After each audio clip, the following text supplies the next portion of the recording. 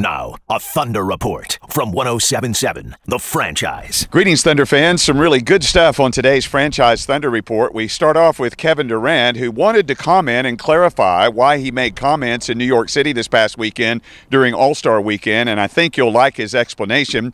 Plus, there are rumors out that Reggie Jackson's agent has asked for a trade for the Thunder guard. Reggie Jackson addresses those rumors. Scott Brooks does the same on today's Franchise Thunder Report. I know y'all want to ask me something else. Go ahead. Do you resent the organization for trading James? Do I resent the organization? Nah, hell, nah. I'm trying to stop using foul language. Nah, not at all, man. Because let's look at it this way. We won 60 games a year. He was gone. We won 59 next year. We got a few injuries. You never know what would happen if that didn't happen. So, not at all. And plus, they signed me to a max deal. So many people on the outside looking in, Kevin, say that might be a factor in your decision next summer. What? The fact that they traded James, talent hasn't been the same as it's been in the past. You guys haven't been back to the final since. What impact does that decision from 2012 have on your decision? None. We're still a good team. Still a good team. Let's be real now. Like this year, we would be up there if we didn't have injuries. If I wasn't out as many games, Russ wasn't out, we would be up there. So don't act like we just, we're a bad team. Like we got worse. No, we had injuries, and that's a part of the game. We understand. We're not crying about it, but that's what happened. And we lost Russ in one playoffs. We lost Serge for a playoff series. So that stuff like that happens. But it's not just saying that all because we lost James. We not being make it to the finals. Everybody's gonna nitpick, especially with the time winding down with that stuff and the summer coming up with me and all that. But that has no. I love where I'm at right now. I'm just trying to focus on that every single day. It looks like I actually heard a comment on the radio coming in here that someone said it sounds like you're positioning yourself to let people down in 2016 by the comments that you've made the past weekend, the GQ article. How do you explain the shift in your attitude, your comments, things like that? That's what I was talking about. Because people gonna believe that just because one person said that. They haven't even talked to me. They don't know what I'm thinking. They don't know none of that. So, obviously I can't defend myself when a bunch of people are going to write something that is not true, So, that's what I was talking about. But my man Matty, I'm going to leave that alone. But, how can you say something like that on the radio without even talking to me? I know that's your job, but you can't just say that if you don't know me at all. You don't know what I'm thinking. You don't know my family, my friends, none of that. So that's just stirring up the pot. And just how do you explain the shift in your comments lately? We've sort of gotten to know you a certain way for the first 7 years, and then this year you've been edgier, you've been more outspoken. How do you explain that shift? Man, let's be real. Let's look at the whole thing. I've been in the league 8 years. We all had a good media. Myself, we had a great relationship for 8 years, and I said something for two days in a row. I said something, and am I allowed to be upset one time? Am I allowed to, be mad? Am I human? Do you look at me that way? Do you look at me as if I can't say nothing wrong? Or, we had great communication for 8 years. It's still that way, but I had a moment, and everybody in life has moments. You had one, I'm sure, before, but it's not broadcasted like mine. So, I wasn't really upset. I was more so trying to take up for, my teammates, my coach, and other guys in the league that, get scrutinized with that I don't like, and maybe I should have shut up about it, but, I had one moment. What made me mad more than anything is that, I was told I bite the hand that feed me, so I don't know what that means. I really don't know what that means. I wish somebody would explain it to me. But I don't remember none of you guys being there when I was 8 years old and I was putting in that work. Or you're not there at nights when I'm in here putting that work in. So I don't understand what that one means. But hey, I got to roll with it. That's a part of it. I was told that I shouldn't cry because everybody been through it. So I'm gonna shut up. that specifically a comment on First Take? I don't know. It's some show about some guy on some show on one of those networks I heard about. So I don't know what it is, but I heard that, and But I'm just gonna play. I'm just gonna do what I've been doing. But yeah.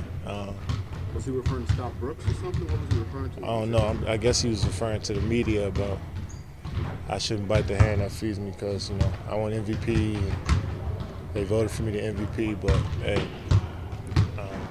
yeah.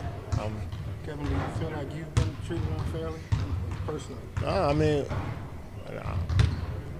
what's unfairly? Tell me. A lot of people have different definitions of it. Yeah, I mean, I don't know. I don't read them articles like that, so I don't know. I mean, I've seen a few, but no, I mean, it's more so just attack on our team and our players and our coach and all that stuff. It's not gonna fly with me. I mean, I really don't like it. I'm not gonna sit here and agree with you when you're trying to bash my coach or one of my teammates or anything.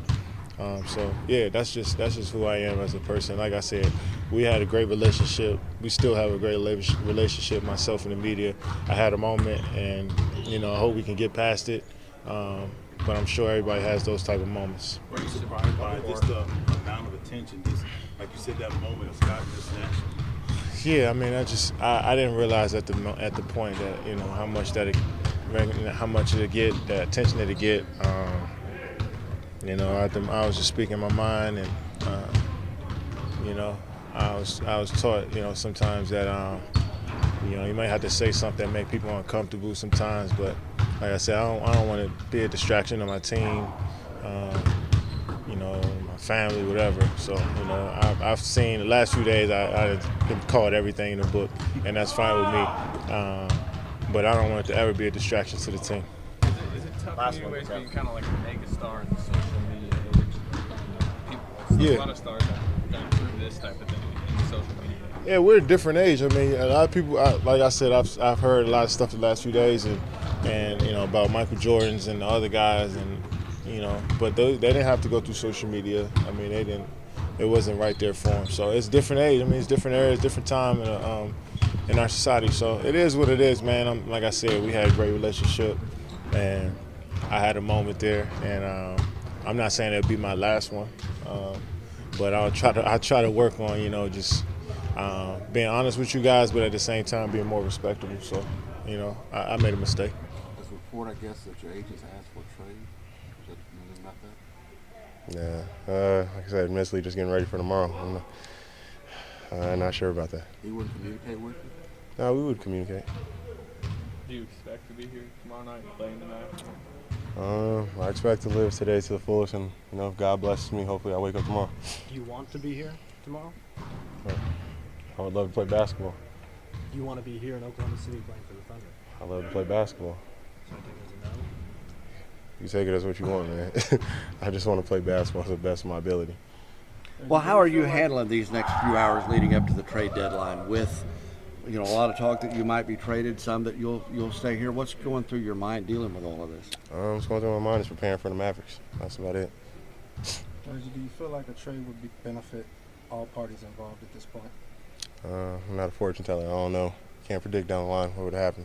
Just trying to prepare the best ability for the Mavericks. Like I said, if God bless me to wake up tomorrow, I'll be very fortunate and go out there and try to compete. Has the speculation made this a tougher year for you? No, not really. I don't really listen good or bad that much anyway. Kind of try to drown you out and just play basketball. Regardless of what happens, if you're somewhere else tomorrow, if you're here, do you feel like a burden will be lifted where you know where you will be for sure the rest of the season? Yeah, that'd be a good feeling.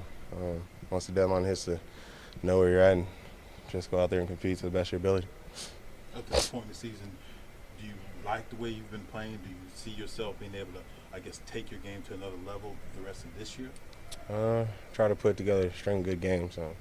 I'm playing as aggressive as I can. The minutes allowed. Just been trying to do my best. Everybody knows shooting percentage hasn't necessarily been the greatest, but I continue to just try to find spots, be aggressive, get teammates open when guys collapse, and hopefully just get some shots to fall. I just want to make sure I have this right. So your agent requested a trade according to the report, and you said that you don't know anything about that. So did you not communicate with your agent about that? No, I've talked to my agent, but I don't know where these reports are from. I think your agent was on record saying it. That's what's up. Scott, whether it's implied or human nature or coached, or is there another gear from this point forward because of the, I don't know, in the NBA, not necessarily this team, a lot of people talk about this being the sprint now instead of the marathon that leads up to this. Well, there's no question in the NBA the season is the 82 games is a long season, and what you try to do as a group is to maintain a level of play that's high level, that the energy is there night in and night out. The schedule's tough. There's times in this season that there's going to be some times where it's going to be very challenging, but knowing that we're under 30 games, it's basically a college season, so you see the end of the season right around the corner. So you do. I don't know if we have another gear, but you see that you can have opportunities to really push it and keep moving forward, and knowing that the second season, if we're fortunate enough to be there, is around the corner. So it's always exciting time of the year. March Madness is coming up, NBA playoffs are coming up. This is the best time of the year for basketball teams and coaches and fans. Obviously right now is the trade deadline seems to be the talk of much of the NBA. Just how do you see, do you think you'll still have the same team once we get past the trade deadline? Well, this is always, this time of the year, obviously the rumors and speculations are always out there. And one thing I know about our group that they've always been professional and handled it well.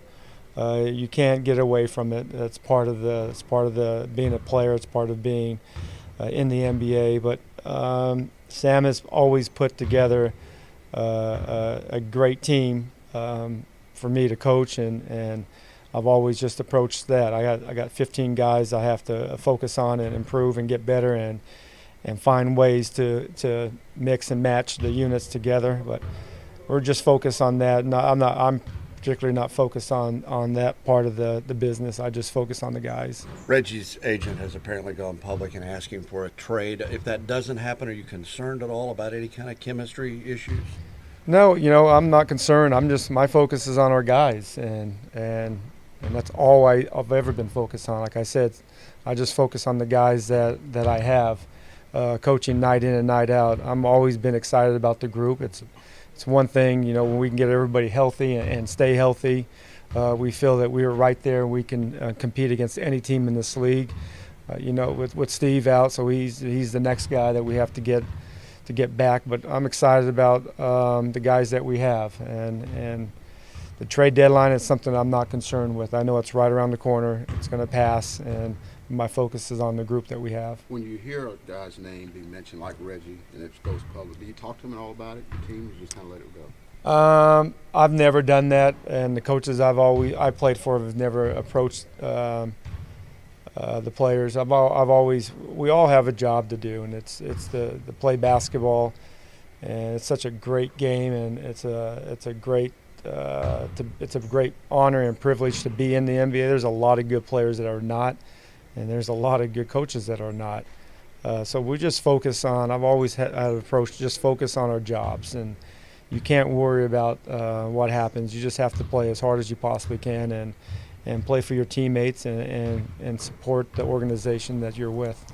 All right, that's Thunder coach Scott Brooks. The Thunder will practice again tomorrow, shoot around, and we'll have another report after that practice here on 107.7 The Franchise. And don't forget, our pregame activities start at 6 o'clock tomorrow night. It's Countdown to Tip-Off, presented by Homeland and Bank 7. We're live from Flint Restaurant inside the Colcord Hotel, leading up to the 7 o'clock tip in Chesapeake Energy Arena. Thanks for watching this edition of the Franchise Thunder Report. I'm David Garrett for 107.7 The Franchise.